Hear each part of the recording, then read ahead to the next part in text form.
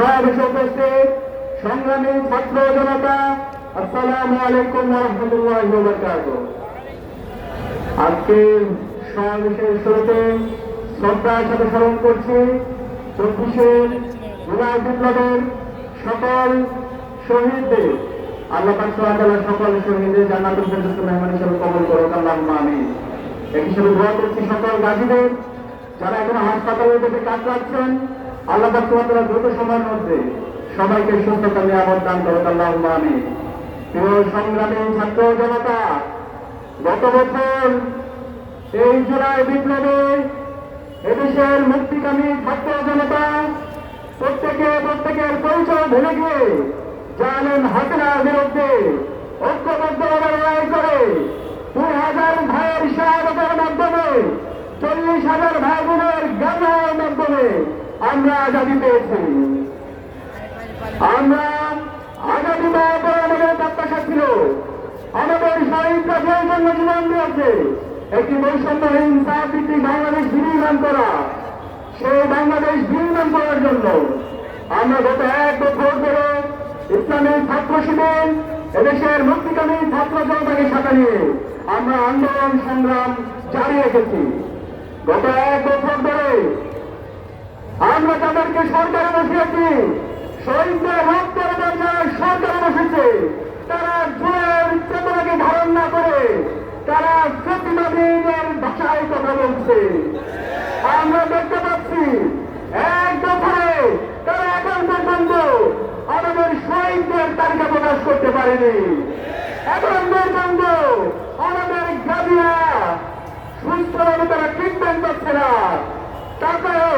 টাকার অভাবে রাস্তায় ঘুরতে হচ্ছে, তাদেরকে বিভিন্নভাবে লাল ফুটার দূরত্ব দেখানো হচ্ছে।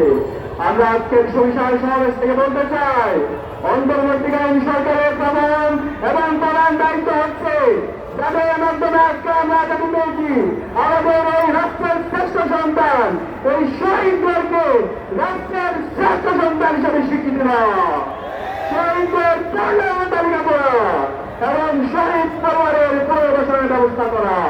এর পাশাপাশি যত গাড়ি আছে এখন হাসপাতালে যারা কাতরাচ্ছে তাদের যথাযথ ট্রিটমেন্টের ব্যবস্থা করা। দ্বিতীয়ত আমাদের দাবি ছিল গত 16 বছরে খুনে হাসিনা যে কারণে খুনে হয়েছিল, যে কারণে ফেসিস হয়েছিল, পৃথিবীর সকল অবদানগুলোকে এই স্বাধীন বাংলাদেশের সমলে উৎপাদন করা হবে। কিন্তু আমরা 1 বছর পরেও দেখতে পাচ্ছি এখনো প্রতিবাদের অবদানগুলো রাষ্ট্রের প্রত্যেকটি প্রতিষ্ঠানে থেকে গেছে। যে পুলিশ হেলিকপ্টার থেকে আমার ভাই এবং বোনকে গুলি করে শহীদ করেছে, আমাদের 2000 ভাই বোনকে শহীদ করেছে, 40,000 ভাই বোনকে গাজী করেছে, এখন পর্যন্ত সেই পুলিশ সংস্কার হয় নাই, এখন পর্যন্ত মিডিয়া সংস্কার হয় নাই, এখন পর্যন্ত আমরা যাদেরকে ছাত্র অনুষ্ঠান পাঠিয়েছি তাদের বিরুদ্ধে বিভিন্ন ধরনের অভিযোগ শোনা যায়। তারা বিভিন্ন ধরনের ইতিহাস ব্যক্তিদের ঘটনা আমরা প্রতিনিয়ত দেখতে পাচ্ছি। আমরা 1 বছর ধরে বলতে চাই, আপনারা শহীদদের ইতিহাস বিকৃত করেন, জুলাইয়ের যে চেতনা, জুলাইয়ের যে আকাঙ্ক্ষা সেটা ধারণা করেন। বাংলাদেশে খুনে হাসিনার যে পরিণত হয়েছিল, প্রেসিডেন্টের যে পরিণত হয়েছিল তার চাইতে খারাপ পরিণতি আপনাদের হবে।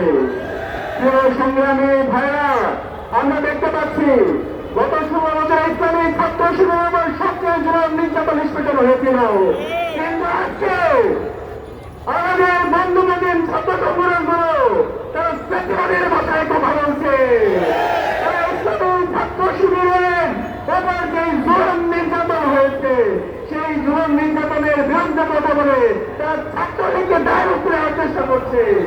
আমরা বলতে চাই, রাজনৈতিক শিষ্টাচার বর্ধিত আপনারা কাজ করবেন না, কাজ করবেন না। ছাত্র শিবিরকে যদি আপনারা উপায়ন করতে চান, ডিওরাইজ করতে চান, বাংলাদেশের ছাত্রলীগ আওয়ামী লীগের যে পরিণত হয়েছিল তারা যেভাবে দিল্লি পালাইছে আপনারা সে তারাও সুযোগ পাবেন না।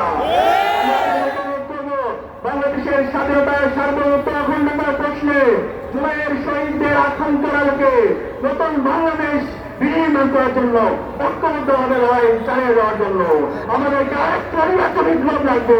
সেই বিপ্লব হবে ইনসাফের বিপ্লব ইনশাআল্লাহ। ইউএফটি ফার্স্টের সাথে ট্রেড করুন যে কোনো জায়গা থেকে। ক্যাম্পাসে ক্লাসের ফাঁকে, ঢাকার জ্যামে বসে কিংবা ঘরে বসে ট্রেডিং এখন হাতের মুঠোয়। তাই ট্রেড করুন যখন খুশি, যেখানে খুশি।